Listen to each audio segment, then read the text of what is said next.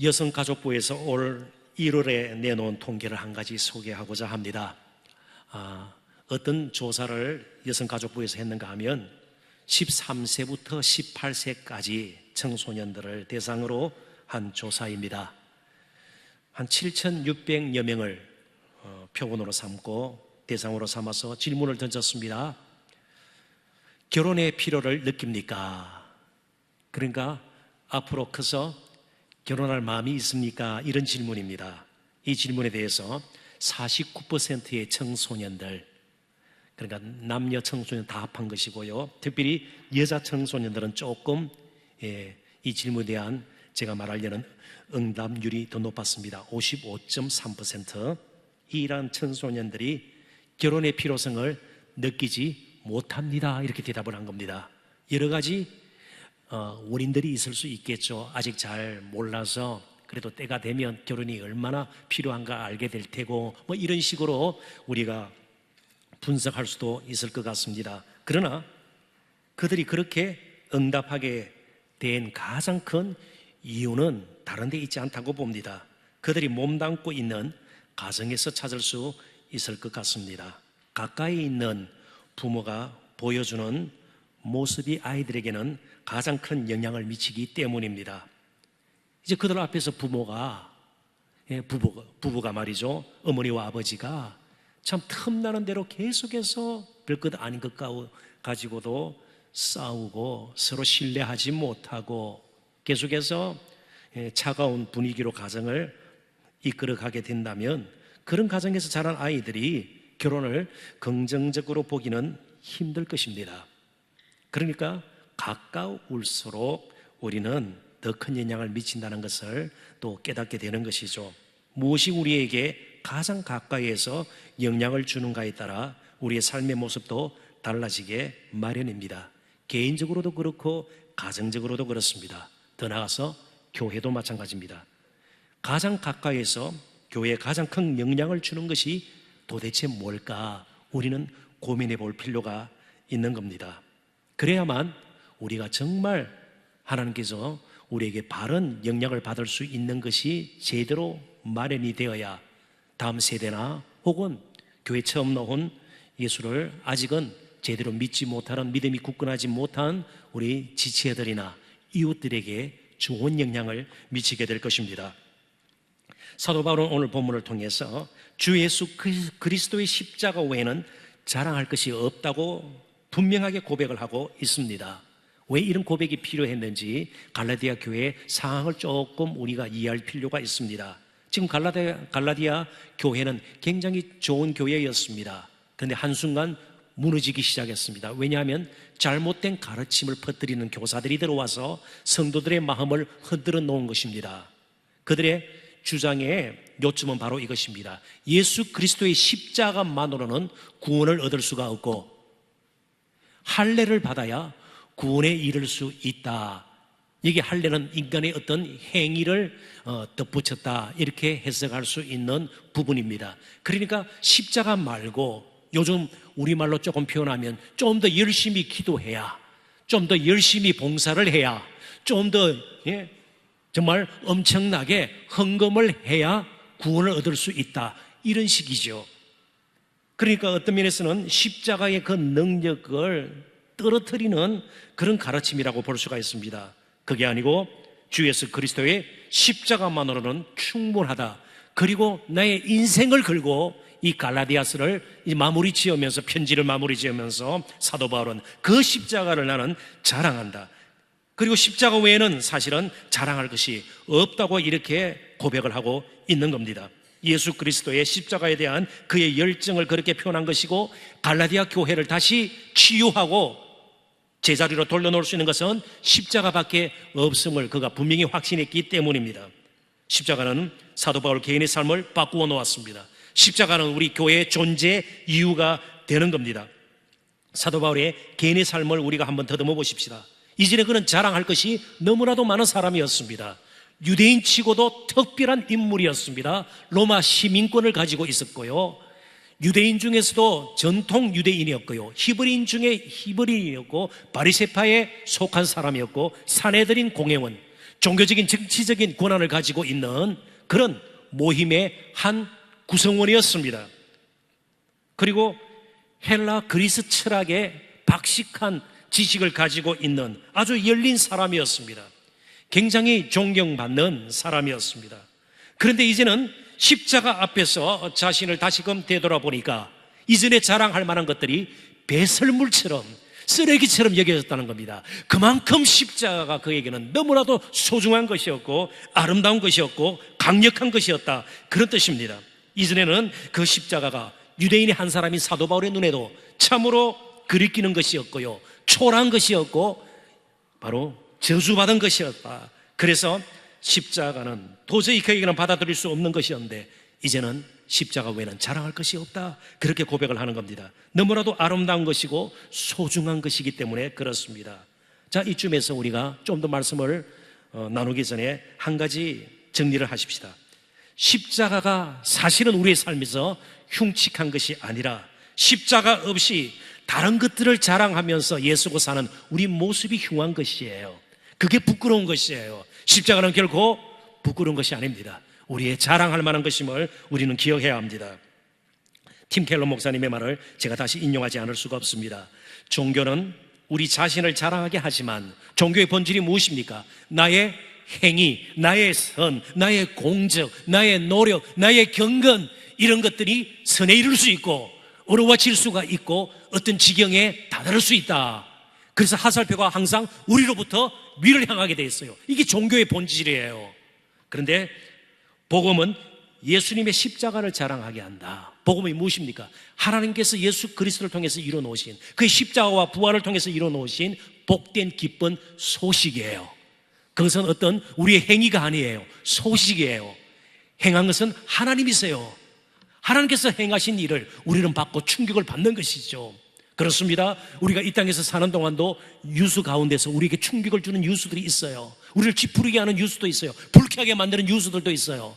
바로 예수 그리스도의 십자가의 죽으심과 부활은 엄청난 우리 온 인류를 향한 기쁜 소식이에요. 사도 바울은 그 소식이 삶의 전부가 되는 그런 경험을 했던 것입니다. 그래서 예수님의 십자가를 자랑한다. 근데 우리가 이런 경험 없이 때로는 얼마나 오랫동안 교회를 다녔는지 몰라요. 그러다 보니까 교회적인 사람은 되었지만 십자가의 사람은 아직 안 된 분들이 교회에 있을 수가 있습니다. 교회에 관한 것들은 굉장히 박식해요. 그렇지만 정말 어찌 보면 세상적으로 보면 흉측하게 보이고 너무나도 초라해 보이는 그 십자가를 자랑할 만한 자리까지는 아직 가지 못한 그런 교인들이 충분히 있을 수가 있다는 것이죠. 그래서 오늘 설교의 제목처럼 나의 자랑, 나의 십자가, 우리에게는 이런 고백이 아직도 생생하게 우리의 삶 속에서 지워지지 않고 되어질 수 있는가, 좀 되돌아보면서 몇 가지 주제를 가지고 말씀을 살펴보기를 원합니다. 첫 번째 주제는 구원의 은혜입니다. 14절입니다. 제가 읽어봅니다. 그러나 내게는 우리 주 예수 그리스도의 십자가 외에 결코 자랑할 것이 없으니 그리스도로 말미암아 세상이 나를 대하여 십자가에 못 박히고 내가 또한 세상을 대하여 그러하니라. 지금 사도 바울이 십자가를 자랑한다고 말씀하고 있습니다. 도대체 왜 이런 자랑이 있을까요? 십자가를 자랑한다는 말이 무엇일까요? 이렇게 생각해 볼 수 있을까요? 교회 크기는 그렇게 크지는 않은데 대형 십자가를 아주 걸어놔서 십자가를 자랑한다. 혹은 또 그냥 보통 십자가가 아니고 거기에 아주 값비싼 보석을 박아가지고 십자가를 목걸이를 하고 다닌다. 이게 십자가를 자랑하는 것일까요? 우리 좀 살펴보아야 할 것입니다. 사도 바울이 지금 십자가를 자랑하는 것은 자기 자신이 행했던 것, 이루었던 것, 드러내고 자랑할 만한 것들, 이미 제가 일부를 소개하지 않았습니까? 그런 것들 다 합해도 이룰 수 없는 구원을 예수님의 십자가를 통해서 이루어 주셨기 때문입니다. 그래서 십자가를 통해서 자신을 발견한 것이에요. 십자가를 통해서 자신의 이런 허물과 죄 가운데 있는 티끌 같은 자기 자신을 그래도 귀하게 여기셔서 버리지 아니하시고 사랑하신 하나님을 십자가를 통해서 보았기 때문에 그렇습니다. 사실 우리가 예수님을 믿는다는 것은 도덕적으로 좀 더 나은 삶을 산다는 것을 뜻하지 않습니다. 종교를 바꾸는 것을 의미하지 않습니다. 절에 다니다가 이제는 좀 교회 나가서 마음을 좀 편히 한번 해볼까, 이런 식이 아니라는 겁니다. 교인 명부에 이름을 올리는 것이 진정으로 예수를 믿는 것이 아닙니다. 진정으로 예수를 믿는다는 것은 십자가 외에는 자랑할 것이 없다는 고백이 삶 전반에 퍼져 있는 것을 의미합니다. 왜냐하면 예수를 믿는다는 것은 도덕적으로 좀 더 나은, 좀 몇 가지 선한 행동을 할 수 있는 그런 자리로 나아간 것 정도가 아니기 때문에 그렇습니다. 15절을 자세히 보십시오. 할례나 무할례가 아무것도 아니로되 오직 새로 지으심을 받는 것만이 중요하니라. 할례, 무할례, 이 표현을 쓴 것은 외형적으로 보이는 어떤 의식의 표징입니다. 할례는 남자아이의 양피를 잘라내는 겁니다. 그래서 유대인 남자들은 태어나면 8일 되면 항상 양피를 잘라내어서 우리가 하나님 언약의 백성이다, 그 외적인 표시예요. 그러니까 이런 표식이 있는가 없는가, 그것보다 더 중요한 것은 우리가 새로 지으심을 받는 것이다 말이죠. 그러니까 예수님을 믿으면 조금 나은 사람이 되는 것이 아니고 새로운 사람이 되는 거예요. 영어 표현을 쓰는 것 좀 용서하십시오. 우리 청년들을 위해서 제가 조금 그렇게 쓰겠습니다. 예수님을 믿는다는 것은 nice people이 되는 것이 아니에요. new people이 되는 겁니다. 완전히 거듭나는 중생의 체험을 해서 새로운 피조물이 되는 것이에요. 이전보다 몇 가지 고치고 행동이 조금 순화되고 이 정도가 아니라는 거예요. 좀 감정적으로 조금 나아지고, 이게 아니라는 겁니다. 완전히 새로운 사람으로 거듭나는 것이에요. 그러려면 우리가 중심으로부터 변화가 되어야 되고요, 얼마나 깊이 죄악의 뿌리가 우리 삶 곳곳에 평생을 따라다니면서 박혀 있는가를 우리가 보아야 되는 겁니다. 이 세상의 어떤 철학이나 사상도 그리고 이념도, 사람이 만든 어떤 종교도 그 무엇도 우리를 새로운 피조물로 만들 수는 없습니다. 오직 예수 그리스도의 십자가 앞에 서서 우리가 우리 자신을 바라보고 다시 한번 하나님의 그 구원의 손길에 우리가 이끌림을 받고 우리 손 또한 내밀어서 하나님을 붙들고 남은 대로 살아가야 우리가 새로운 인생의 길을 걷게 되는 겁니다. 그래서 십자가는 외적인 형태의 변화보다는 항상 내적인 변화에 더 관심을 두게 됩니다. 외형보다 중심을 항상 따지게 되는 겁니다. 본질에 관심을 기울이게 되는 겁니다. 사실 우리는 십자가 앞에 설 때까지 우리 자신이 누구인지를, 얼마나 하나님 앞에서 몹쓸 주인인지를 잘 알지를 못했습니다. 그러다 보니까 허탄한 자랑을 하고 사람의 인정을 받고 박수를 받으면 굉장히 나는 괜찮은 사람으로 또 스스로 생각하기에 의로운 존재라고 생각했는지 모르겠습니다. 우리가 가진 죄악의 크기, 사이즈를 잘 몰랐습니다. 이제 제가 조금 여러분들의 예를 돕도록 예를 들겠습니다. 아무리 좋은 옷이라도, 아주 재질도 좋고요, 색깔도 좋고 디자인도 좋은 옷이라도 몸의 크기에 맞지 않는 옷을 입으면 굉장히 부자연스럽고 심지어 우스꽝스럽습니다. XX 라지, 아주 건장한 청년이 스몰 사이즈나 미디움 사이즈 옷을 입으면요, 멋있다고 할 사람 아무도 없어요. 배꼽까지 나오면요, 얼마나 우스꽝스러워요. 그 옷을 입은 걸 보고, 야, 저렇게 잘 어울리냐, 정말 멋지다, 아름답다, 그럴 수가 없는 겁니다. 우리 죄악의 사이즈는요, XX 라지 정도가 아니에요. X를 몇 개 붙여도 우리의 죄악의 크기는 그 무엇으로도 덮을 수 없고 숨길 수 없는 사이즈예요. 거기에 양심의 사이즈, 헝겊 정도 돼요. 스몰 사이즈도 안 돼요. 우리의 선한 몇 가지 행동들 가릴 수가 없어요. 가릴 수가 없어요. 경건의 모양 아니에요. 그러면 그럴수록 예수님의 눈에 비쳤던 바리새인, 서기관, 율법학자들의 모습이 그거예요. 정말 이제는 새로운 시대가 왔고 천국이 임했는데 바로 그 앞에서 무릎을 꿇고 하나님께 돌아와야 되는데, 그들은 자기들을 가리는, 자기들이 늘 일상적으로 해왔던 것, 유대인들의 전통, 장로들의 유전, 이런 것들로 그들을 가리려고 했습니다. 마치 아담 하와가 하나님 앞에 범죄하고 수치를 가리기 위해서 조금 있으면 시들어 버릴 무화과 나무 잎으로 치마를 해입고 섰던 것처럼 말이죠. 오직 우리의 그런 죄악을 덮고 하나님 앞에 의롭게 세울 수 있는 것은 예수 그리스도의 십자가밖에 없어요. 그래서 로마서에서 사도 바울은 이제부터는 정욕으로 옷 입지 말고 예수 그리스도로 옷 입자 그랬어요. 예수 그리스도, 그분이 우리의 옷이 되어야 합니다. 그래야만 이제부터는 새로운 인생의 모습이 드러나게 되는 겁니다. 우리 자신의 사역이라든지 행위라든지 경건이라든지 선한 양심이라든지 이런 것은 도저히 우리의 죄악된 모습을 덮을 수가 없어요. 오직 예수 그리스도의 십자가밖에 없는 겁니다. 그래서 우리를 위해서 십자가 지신 예수 그리스도, 우리는 사랑하게 되고 그분이 지셨던 십자가를 자랑하게 되었습니다. 오늘 예배를 드리면서 우리는 무슨 생각을 하게 될까요? 제가 준비한 유튜브에 올라있는 동영상을 잠시 하나 보겠습니다. 방송실 준비되면 틀어주십시오. 한 미국 소녀가 아마 청소년 정도 나이가 되는 것 같아요. 엄마 아빠로부터 선물을 받았습니다. 그리고 그 선물을 펼치면서 울음을 터뜨리기 시작했어요.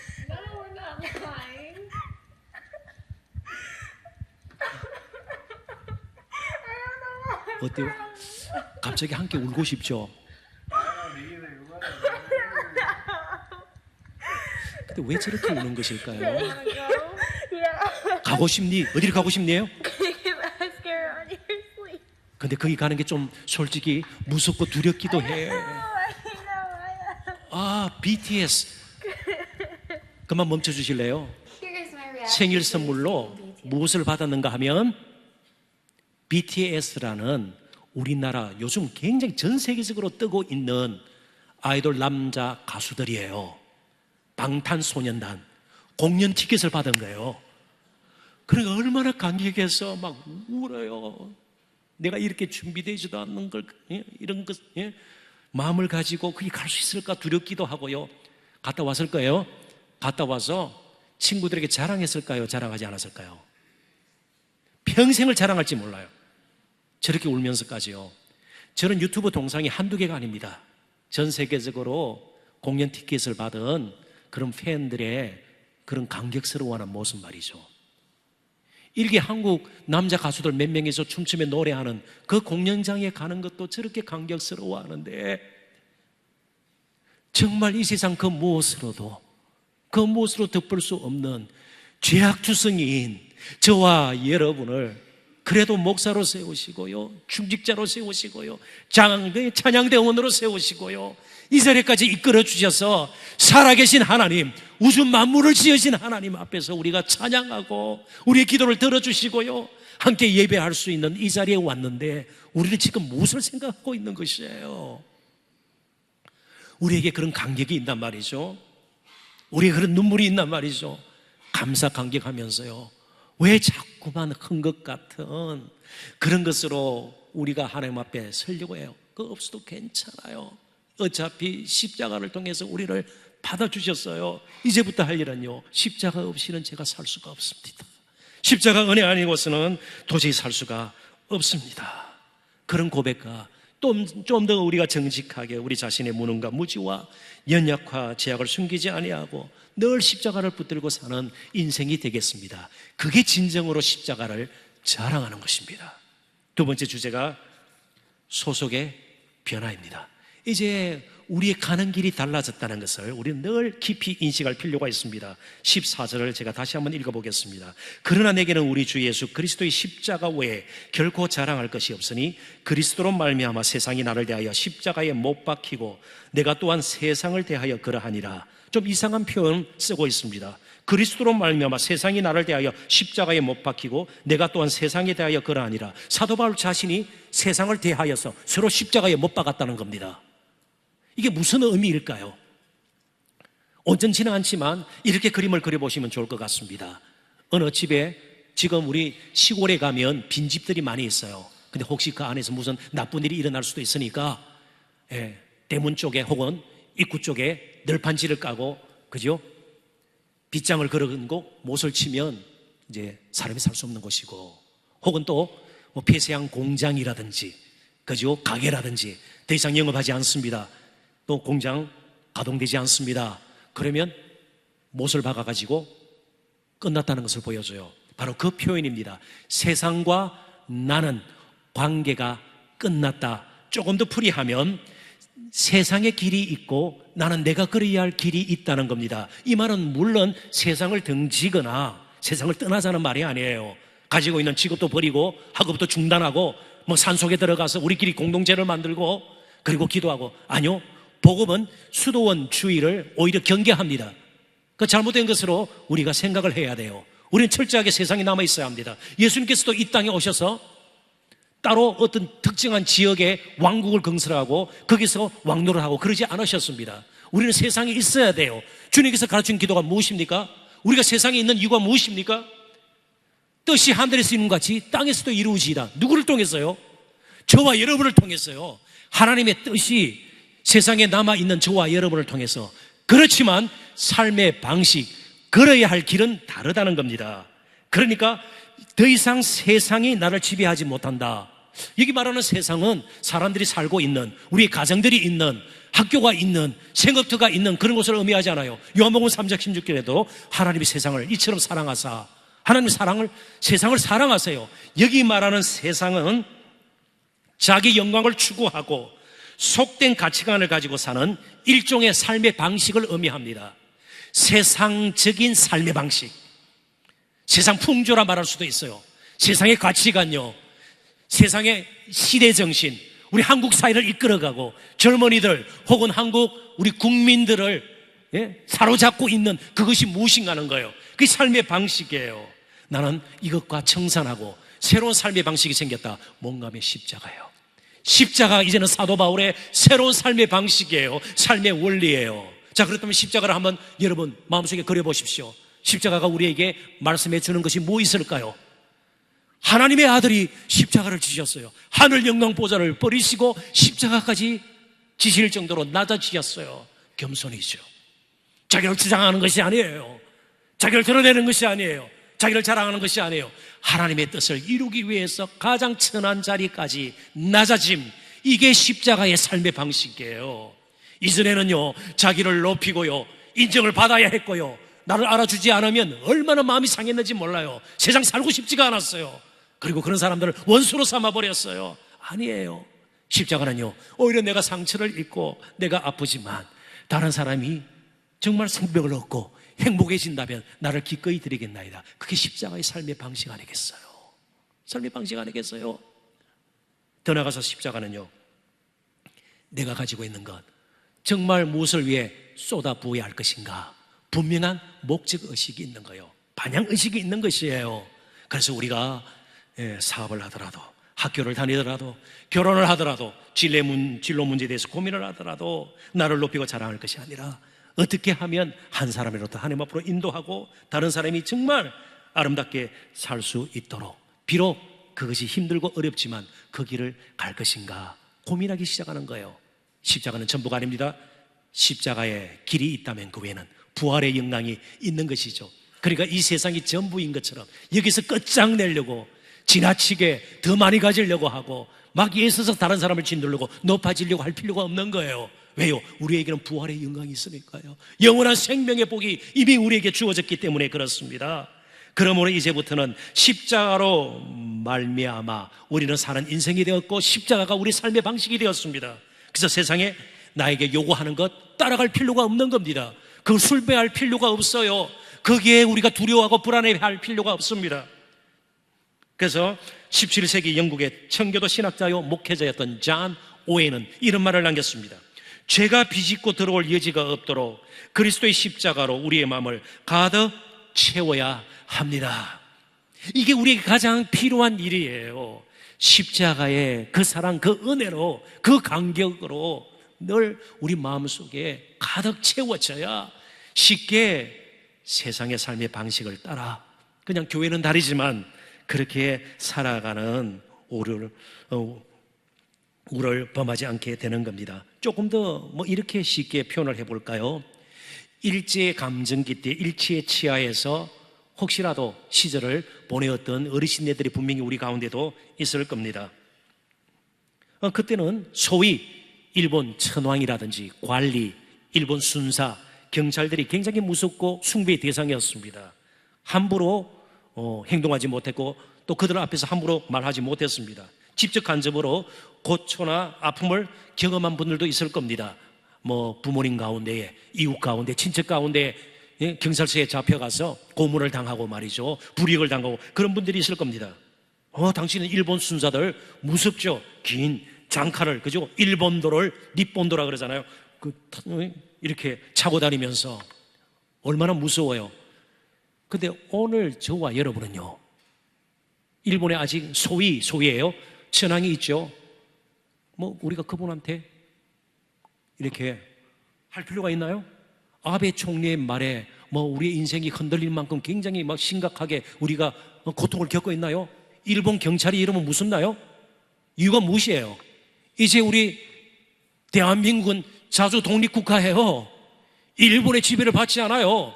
저와 여러분은 소속이 달라졌고요, 신분이 달라졌어요.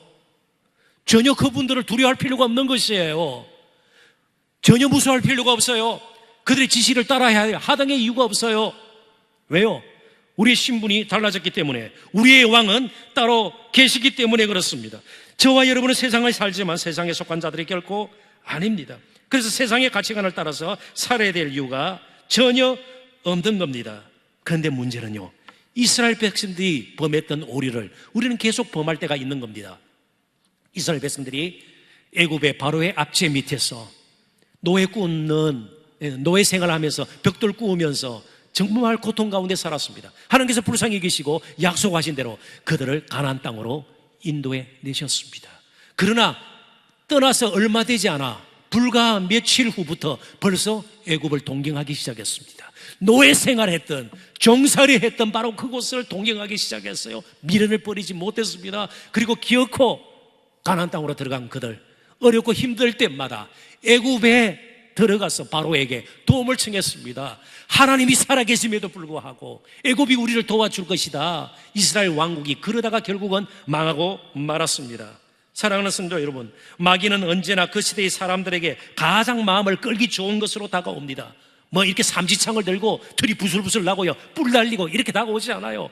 가장 우리를 재미있게 만들고요, 행복하게 만들 수 있는, 가장 높은 자리로 올려줄 수 있는, 그것이 바로 마귀가 마태복음 4장에도 나와 있는 것처럼 예수님을 시험할 때 사용했던 방법이에요. 세상 영광을 보여주면서 그렇게 다가와요. 근데 십자가는요, 불편해요, 부담스러워요.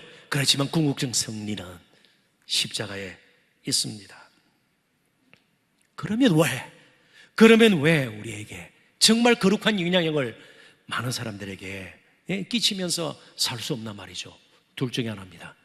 십자가를 자랑하든지 세상을 여전히 사랑하든지, 어느 쪽으로 기울어져 있는가 우리 각자가 생각하고 판단할 문제예요. 십자가를 자랑하지 않는 이상 결국 우리 인생은 헛되게 끝날 따름입니다. 그래서 마지막 세 번째 주제를 다루면서 말씀을 좀 정리하고자 합니다. 순종의 동기가 무엇인가? 자, 그러면 십자가 다 알아서 해주고 하나님 은혜 베푸시는 거니까 아무것도 안 해도 됩니까? 아니요. 할례를 받아 율법을 행하는 것보다 더 아름답게 우리는 자연스럽게 자발적으로 기쁨으로 주님 가신 그 길을, 십자가의 삶의 방식을 조차 우리는 살아갈 수 있습니다. 16절 같이 한번 읽어보도록 하십시다. 다 같이 읽습니다. 무릇 이 규례를 행하는 자에게와 하나님의 이스라엘에게 평강과 긍휼이 있을지어다. 아멘. 좀 사도 바울은 이 규례라는 말을 의도적으로 사용하지 않을 것 같은데요, 십자가를 강조하다 보니까요, 규례라는 말을 썼습니다. 그러면 이건 도대체 뭐 새로운 또 규례, 새로운 또 율법의 조항인가, 그렇게 오해하실 수가 있습니다. 여기서 말하는 규례는 복음에 합당한 삶, 십자가의 삶의 방식을 따라 사는, 굳이 표현하면 사랑의 법이에요. 성령의 법이에요. 하나님 사랑하고 이웃 사랑하는 것이에요. 그것이 이제 우리의 삶의 원리가 되었다, 그런 뜻이에요. 그런 자에게와 하나님의 이스라엘, 아니 이스라엘 망하지 않았습니까?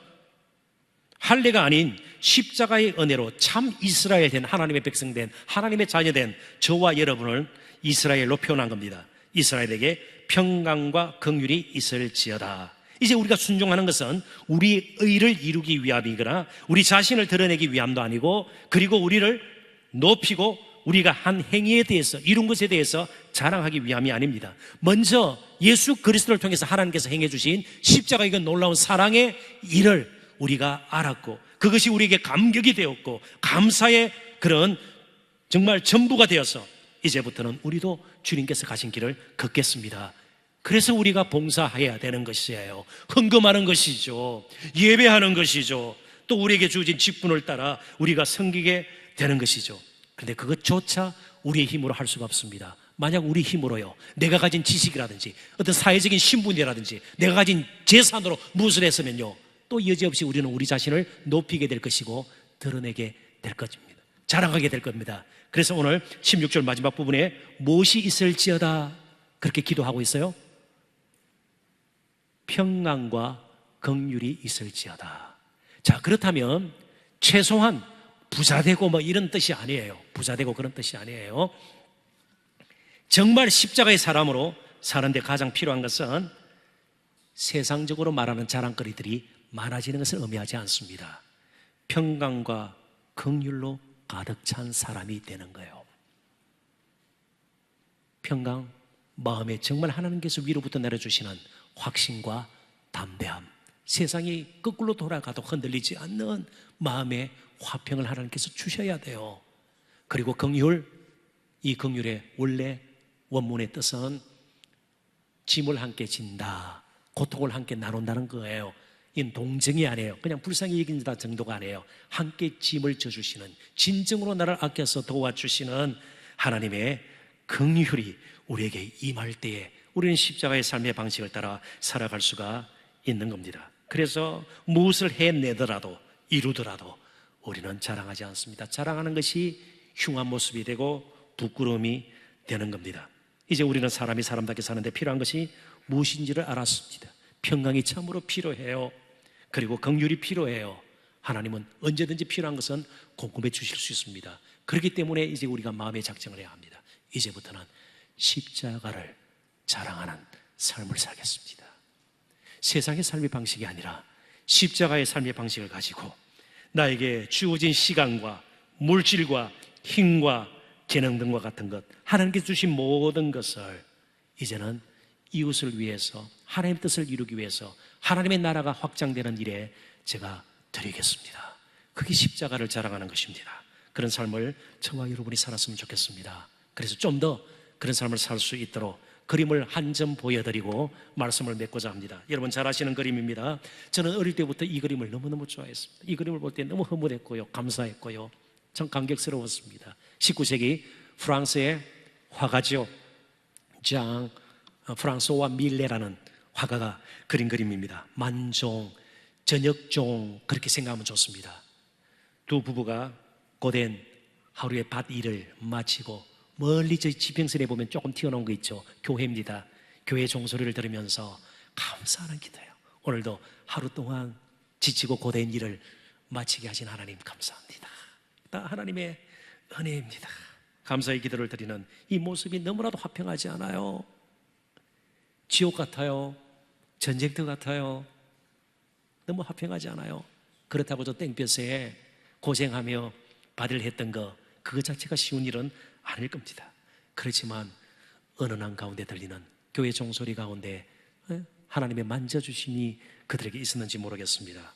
우리 또한 하루하루를 이렇게 살 수 있다면 얼마나 좋을까 생각해 봅니다.